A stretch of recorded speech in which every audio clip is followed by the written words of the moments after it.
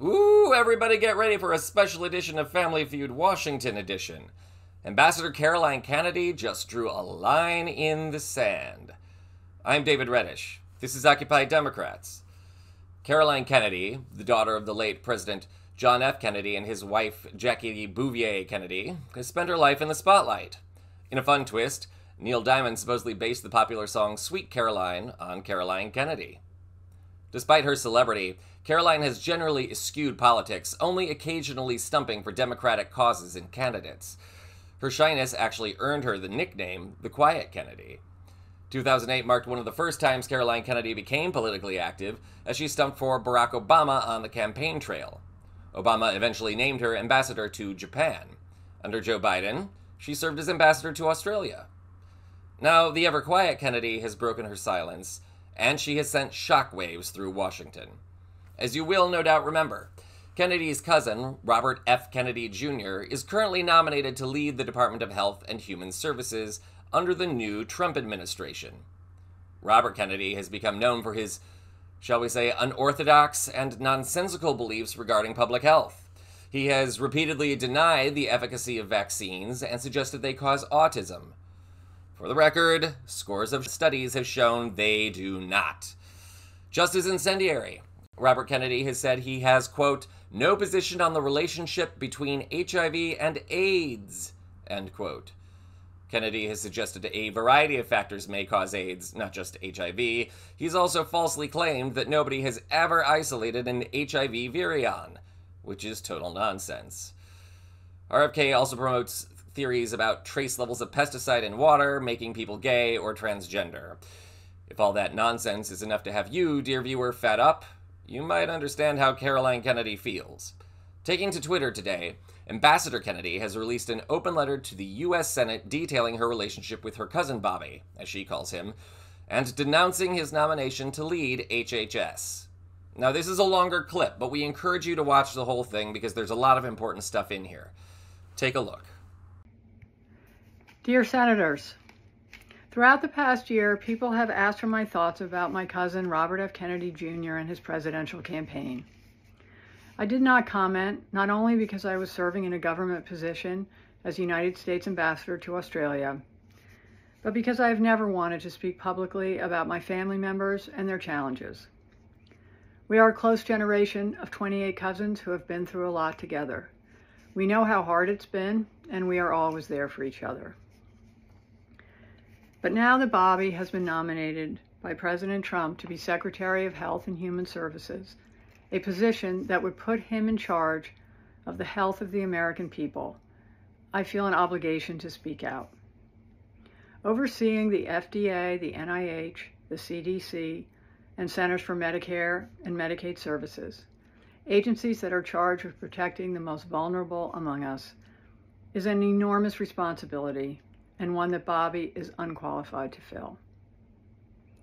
He lacks any relevant government, financial, management, or medical experience.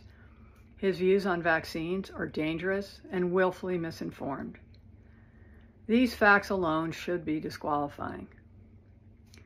But he has personal qualities related to this job, which for me pose even greater concern.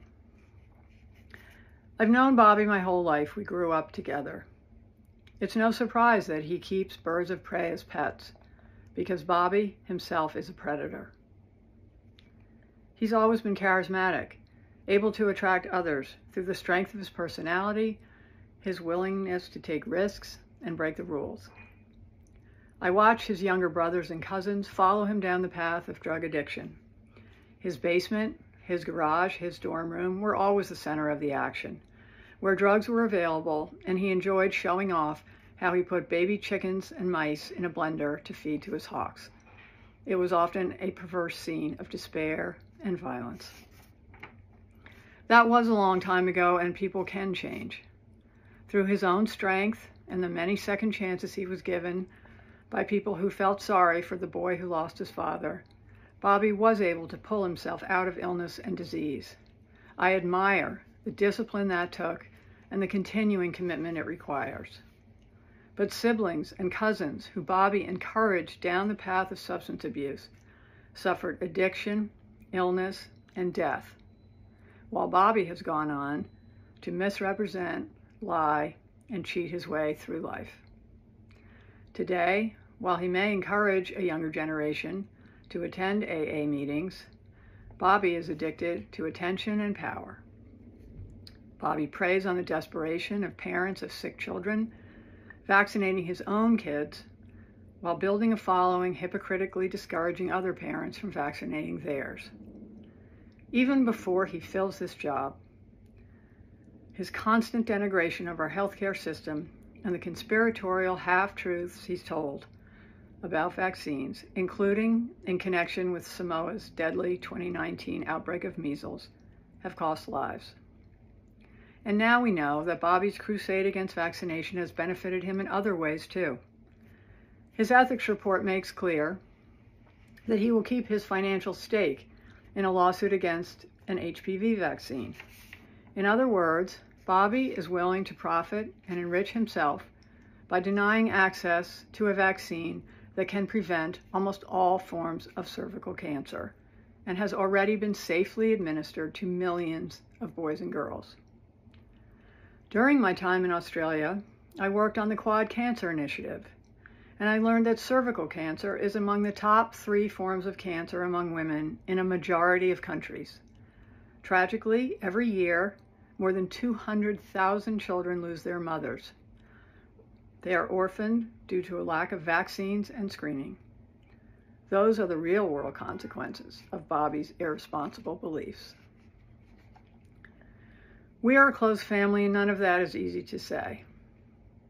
It also wasn't easy to remain silent last year when Bobby expropriated my father's image and distorted President Kennedy's legacy to advance his own failed presidential campaign, and then groveled to Donald Trump for a job. Bobby continues to grandstand off my father's assassination and that of his own father. It's incomprehensible to me that someone who is willing to exploit their own painful family tragedies for publicity would be put in charge of America's life and death situations. Unlike Bobby, I try not to speak for my father, but I am certain that he and my Uncle Bobby, who gave their lives in public service to our country, and my Uncle Teddy, who devoted his long Senate career to the cause of improving health care, would be disgusted. The American healthcare system, for all its flaws, is the envy of the world. Its doctors and nurses, researchers, scientists, and caregivers are the most dedicated people I know. Every day they give their lives to heal and save others. They deserve a knowledgeable leader who is committed to evidence and excellence. They deserve a secretary committed to advancing cutting-edge medicine to save lives, not to rejecting the advances we have already made. They deserve a stable, moral, and ethical person at the helm of this crucial agency. They deserve better than Bobby Kennedy, and so do the rest of us. I urge the Senate to reject his nomination. Sincerely, Caroline Kennedy. Wow. Just wow. The strange behavior detailed by Ambassador Kennedy regarding her cousin somehow manages to be just as disturbing as RFK's conspiracy theories and spread of misinformation. It's clear Caroline has a deep affection for her cousin, but that love won't stop her from condemning him as a dangerous and delusional person. And incidentally, the part she shares about the HPV vaccine is only part of the benefit. Yes, the vaccine does prevent cervical cancer in women, but it also prevents venereal disease in the entire population. And that's not a bad thing. Caroline's accusation that Bobby exploits the assassination of both their fathers also churns the stomach, not because she calls him out, but because it portrays him as a callous and cynical narcissist. So, will Ambassador Kennedy's remarks doom RFK's chances to lead HHS? It's too soon to tell, though given the number of senators that have already expressed their skepticism over his nomination, I'd say it doesn't look good. Despite her Democratic affiliation, a number of Republicans in the Senate are also friends with or have deep respect for Caroline Kennedy. Her words might be too powerful to ignore. And that's not a bad thing. A bad thing would be allowing the spread of disease by vaccine denialism, or spreading dangerous conspiracy theories, or removing fluoride from our water supply so all our teeth rot. Our recommendation? Go home, Cousin Bobby. You're not wanted. This is Occupy Democrats.